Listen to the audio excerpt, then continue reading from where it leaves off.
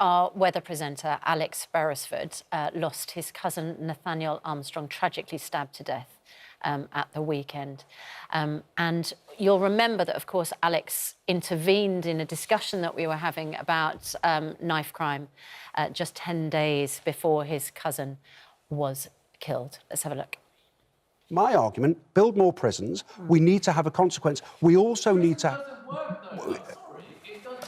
Not work. Listen, I've grown up. I've grown up in some of these communities that you guys are talking about, and prison always—it's not a deterrent. Some of these boys, they don't fear prison. If you don't change the environment, you won't change anything, and that's the key thing. If you don't change the environment, this has been happening for years. Okay, all of you guys on that side, you benefited, from the environment that you've grown up in. Okay, you benefited from being in this work environment. I've benefited from it, but these boys, not all of them get to benefit from the environment. If you don't show them something else, you won't change it.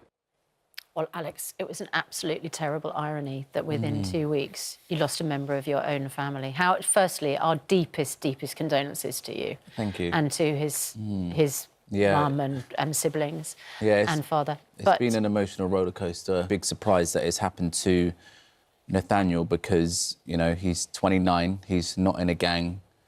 He went to a decent school. He went to university.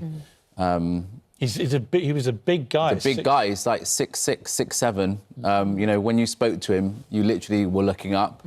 And I guess on the outside, you know, maybe, you know, some people could have been intimidated by him, but he wasn't that person. You know, as everyone says, he was a big, friendly giant. So, you know, for this to happen to him, everyone was quite shocked. And yeah, he wasn't really a fighter. He's you know, he's someone that would talk his way out of something. What it showed, Alex, is, and it was a cruel, wicked irony after what had happened days before, where you made that passionate intervention. But what it showed, it can happen to anybody, anywhere now. This is what it showed me. This was about a mile from where I live, in Fulham. It's, you know, we don't know who did this crime. The police are still trying to find the perpetrator, but you know, for a guy like your cousin, it can happen to anybody. Yeah, it literally can happen to anybody, and you know, that's why I was saying, you know, on the show that it is about, you know, the environment and not just one environment. It's about changing everything. You know, if you think about, you know, poverty, you know, we've not solved that, and I think this is why a lot of people are, you know, finding themselves in these situations where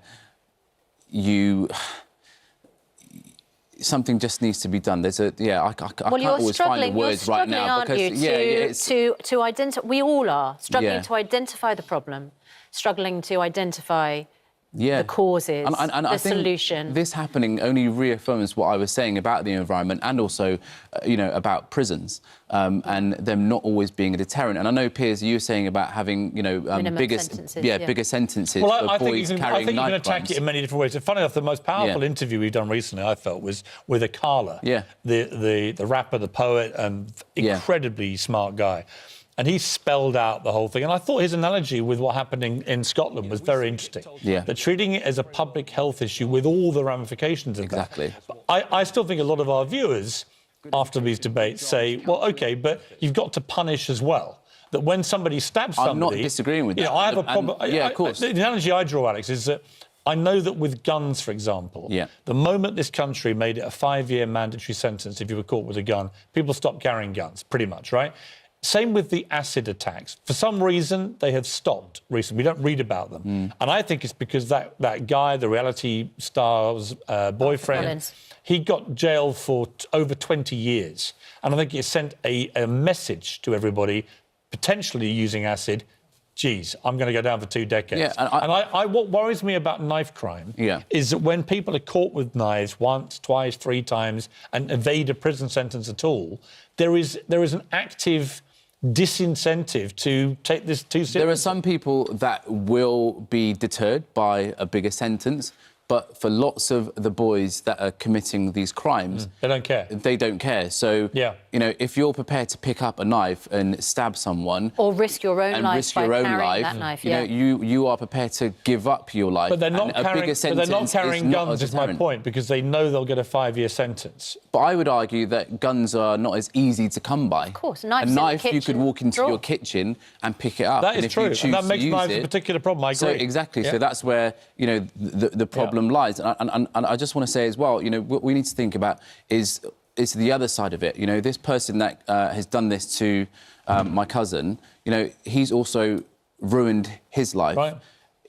You know, the ripple effect goes wider, you know, it affects his family as well. And that's why we need to fix this problem for both sides of it. Because, as I said before, you know, nobody wins. Everybody loses in these situations.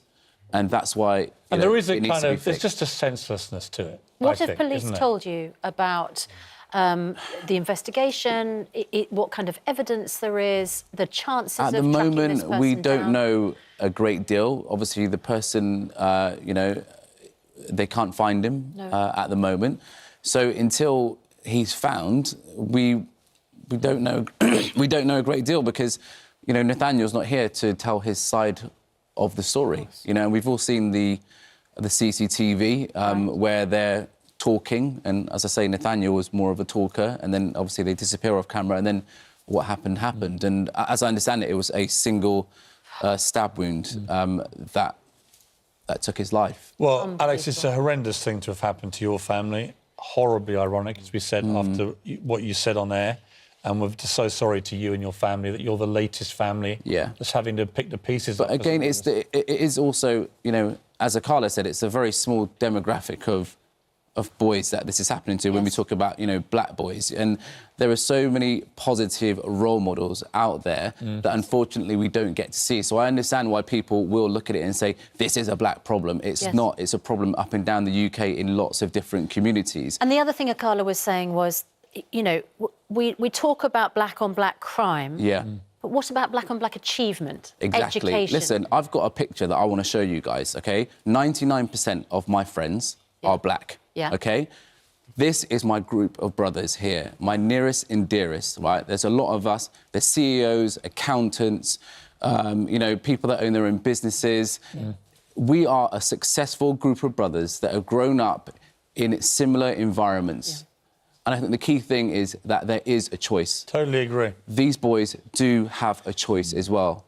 You can go the other way. And society has to give them a better choice. Exactly, but also us as the media, we need to help, you know, dispel the myth that this is just a problem in the black community. Agree. This is a problem up and down the country, and there are so many unsung heroes up and down the UK that do great work every single day, and we just don't get to see it. But trust me, they are out there. I am in my community, and I smile on a daily basis at the people that I come into contact with that are just doing great things.